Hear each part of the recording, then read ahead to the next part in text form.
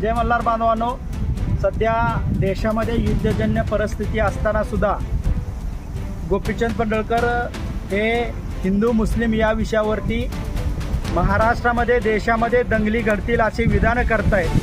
कालच त्यांनी एक विधान केलं की डोक्यावरती टीका असेल तरच त्यांच्याकडून खरेदी करा, आणि दुसरं विधान केलं की हिंदूंच्या मुली फक्त जन्म देणाऱ्या मुलांना जन्म देणारे मशीन नाहीत. या वक्तव्याचा त्यांचा मी जाहीर निषेध करतोय आणि मुळामध्ये त्यांच्या या वक्तव्यामुळे धनगर समाजाचं किंवा इतर समाजात महाराष्ट्रातील बांधवांचं फार मोठं नुकसान होणार नाही. माझं गोपीचंद पडळकरांना आव्हान आहे, त्यांनी उद्यापासून आरेवाडीच्या बिरोबाच्या देवासमोर लुंगी आणि टोपी घालून बोकडं कापण्याचं काम करावं आणि धनगर समाजाच्या ज्या मार्केटमध्ये किंवा इतर आमचे सर्व बांधव शेतकरी आहेत, जी आपली बोकडं असतील, जी कोकरी असतील, जे व्यापार वर्गासाठी करतात, तरकारी करतात, फळांचा व्यवहार करतात, जे शेती चांगले तरुण करतायत, ज्यांच्यामध्ये द्राक्षी, केळी, डाळिंब अशा चांगल्या प्रकारचे युवक आता ॲग्री झालेले, ग्रॅज्युएट झालेले युवक शेती उत्पन्नामध्ये करतायत. आणि माझं त्यांना आव्हान आहे,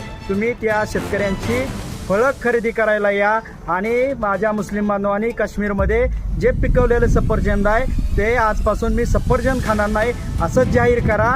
माझी तुम्हाला एवढीच विनंती आहे, जातीवादी विधानं करू नका. आणि ते धनगर समाजाचा आणि ते गोपीचंद पडळकरांच्या कुठल्याही विधानाचा संबंध नाही आहे. तेव्हा त्यांची वैयक्तिक, त्यांच्या पक्षाची किंवा त्यांचे कोण स्क्रिप्टेड लोक असतील त्यांची भूमिका आहे. यामध्ये मी त्यांचा धनगर समाजाच्या वतीनं जाहीर निषेध करतोय.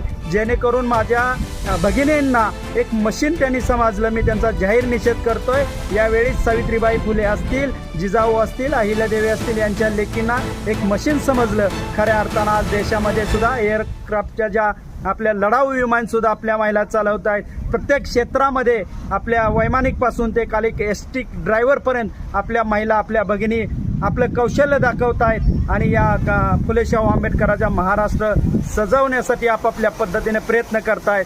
परंतु अशा जातीवादी लोकांकडून विष पेरण्याचं काम होतंय. मी त्यांचा जाहीर निषेध करतोय.